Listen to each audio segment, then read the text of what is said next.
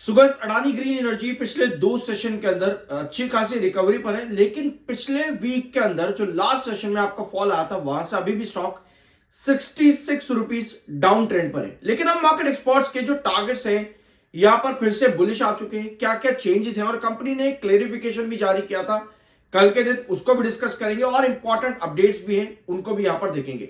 Subscribe जरूर कर देना। I am NISM 7 certified. क्या ही कंडीशन, 2 सेशन में रिकवरी अच्छी बनी है, बट स्टिल इन्वेस्टर्स जिन्होंने यहां पर नुकसान खाया वो अभी भी 66 रुपए की गिरावट पर बने हुए हैं। अडानी ग्रीन एनर्जी क्या 75% अपसाइड पोटेंशियल दे सकता है अपने प्रेजेंट ट्रेंड से? यह सवाल पूछा जा रहा है और इसका जवाब दिया है आपके मार्केट एक्सपर्ट्स यानी कि ब्रोकरेज हाउसेस ने। ये आते हैं Emkay global financial services. Emkay global financial services का मानना है कि स्टॉक में आपको 1350 का टारगेट देखने को मिल सकता है। ऑल्दो इसके पहले इनका टारगेट जो था वो 1500 पे था। एमके ग्लोबल फाइनेंशियल ने पहले 1500 का टारगेट अपना रखा था। Q3 के रिजल्ट्स आने के बाद में इन्होंने अपना टारगेट कट किया और अब 1350 का कर दिया, यानी कि 75% स्टिल अपसाइड पोटेंशियल है। मार्केट एक्सपर्ट्स या ब्रोकरेज हाउसेस या कहीं पर भी आप इस तरह के टारगेट्स देखते हो जो कि कट किए गए हैं, पहले एक बार समझ जाया करो कि ये टारगेट क्यों दिए गए हैं और इन टारगेट्स को कट क्यों किया गया है। कोई भी कंपनी में कमी आती है, जैसे कि रिजल्ट्स अच्छे नहीं आते तो स्टॉक में करेक्शन आती है। अगर करेक्शन नहीं आती इसका मतलब यह कि कंपनी ने रिजल्ट्स खराब होने के बाद कुछ और पॉजिटिव अनाउंसमेंट करी है। अगर कंपनी के रिजल्ट्स खराब आ रहे हैं, कुछ अनाउंसमेंट भी नहीं है, स्टॉक में गिरावट आ रही है, इसका मतलब यह है कि आपको थोड़ा सा वेट करना चाहिए स्टॉक में एंट्री करने से पहले। ठीक है, आपको वेट करना होता है कंपनी के ग्रोथ के बढ़ने का। अगर वो ग्रोथ नहीं बनती है तो आप कंपनी में एंट्री नहीं करते, डिस्पाइट चाहे कितना भी आपको कोई भी मार्केट एक्सपर्ट्स बड़े से बड़ा टारगेट दे दे। क्योंकि भैया अगर रिजल्ट अच्छे नहीं आएंगे वो टारगेट भी आपके अचीव नहीं होंगे, पर at the and market experts या ब्रोकरेज हाउसेस भी अपने उन्हीं टारगेट्स को कट भी कर देते हैं। तो इस वजह से कोई भी टारगेट आने से पहले आप पहले ये देखा करो कि कंपनी का परफॉर्मेंस कैसा है और क्या आगे जाकर के पॉसिबिलिटी है। ठीक है, सो ये मार्केट एक्सपर्ट्स आपके सामने हो जाते हैं।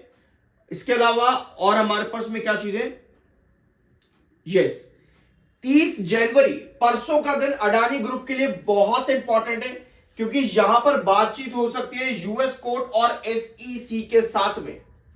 जो भी बातचीत होगी उसका इंपैक्ट डायरेक्ट अडानी ग्रुप पर पड़ता देखने को मिलेगा, क्योंकि इस एक न्यूज की वजह से अडानी ग्रुप के स्टॉक्स लगभग 14% तक क्रैश कर गए थे लास्ट वीक लास्ट सेशन में। तो 30 जनवरी ये डेट आपकी नोट होनी जरूरी है अगर आप अडानी ग्रुप के किसी भी स्टॉक में इन्वेस्टेड हो। Apart from Adani green energy बाकी कंपनीज ने क्लैरिफिकेशन दे दिया था कि हमारा कुछ लेना देना नहीं है इस मैटर से, लेकिन अडानी ग्रीन एनर्जी डायरेक्टली इसमें इन्वॉल्व है, जिसकी वजह से अडानी ग्रीन एनर्जी पर मेजर फोकस है। कंपनी ने ये क्लैरिफिकेशन कल के दिन दिया था 27 जनवरी, जहां पर अपडेट थी अडानी ग्रीन एनर्जी से रिलेटेड मार्केट में कि अडानी ग्रीन एनर्जी ने BESS में 2 गुना कैपेसिटी अपनी इंक्रीज करने के लिए काम शुरू कर दिया है। तो कंपनी ने इस पर क्लैरिफिकेशन दिया और कहा 40,000 करोड़ का हमको केपेक्स करना है फाइनेंशियल ईयर 27 के आखिर तक, जिसके लिए हम BESS 7 गीगावाट का पर आवर के हिसाब से गुजरात के अंदर 40,000 करोड़ का अपना केपेक्स इन्वेस्ट करेंगे।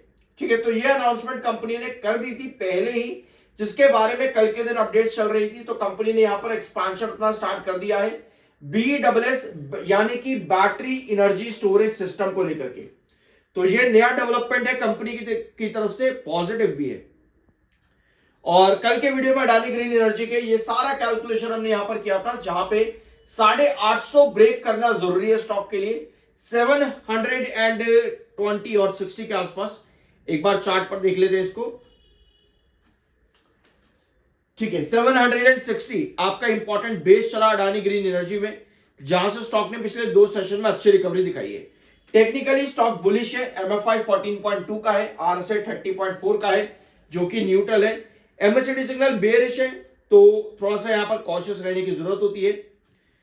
अपार्ट फ्रॉम दिस 30 जनवरी पर सब कुछ डिसाइड होगा कि आगे जाकर के ये ब्रेकआउट कितना सस्टेन करेगा। स्टॉक ने 760 पर बायर शो करे, क्योंकि ये पुराना इसका बेस भी रहा है। 850 पुराना बेस भी है और पुराना कंसोलिडेशन जोन भी है। इसी वजह से हमने 850 आपका ब्रेकआउट जोन मार्क करा हुआ है कि अगर आपको स्टॉक में बड़ा ब्रेकआउट चाहिए, वापस से आपको उन लेवल्स पर आना है जहां से स्टॉक में गिरावट पड़ी, जैसे कि 910, ये काफी क्रूशियल बेस था स्टॉक का। यहां पर अगर आपको वापस आना है तो 850 क्रॉस करना जरूरी है स्टॉक के लिए, क्योंकि 850 पर रिजेक्शन मींस कि भैया वापस से हम 760 पर ड्रॉप कर सकते हैं। कोई भी ब्रेकआउट अबव 850 डिपेंड करेगा 30 जनवरी को क्या अपडेट आती है। तो अभी भी कहीं ना कहीं अलर्ट पर रहेगा। ऑल्दो बायर आपके आ चुके हैं यहां पर अडानी ग्रीन एनर्जी में इतने बड़े फॉल के बाद में, तो 850 क्रॉस करना जरूरी है किसी भी अपडेट के अंदर। ये एक इंपॉर्टेंट ट्रेंड आपका रहेगा अडानी ग्रीन एनर्जी का।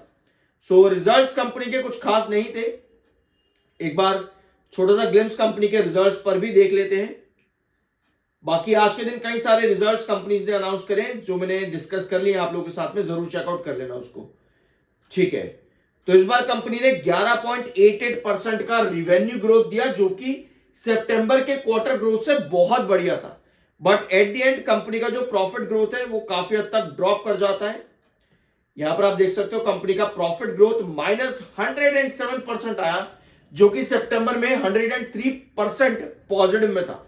तो कंपनी का जो गिरावट, अगर अपार्ट फ्रॉम हम न्यूज की बात करें जो यूएसए से आई है, उस न्यूज के बारे में अगर हम उसके अलावा बात करें तो प्रॉफिट ग्रोथ कंपनी का -107%।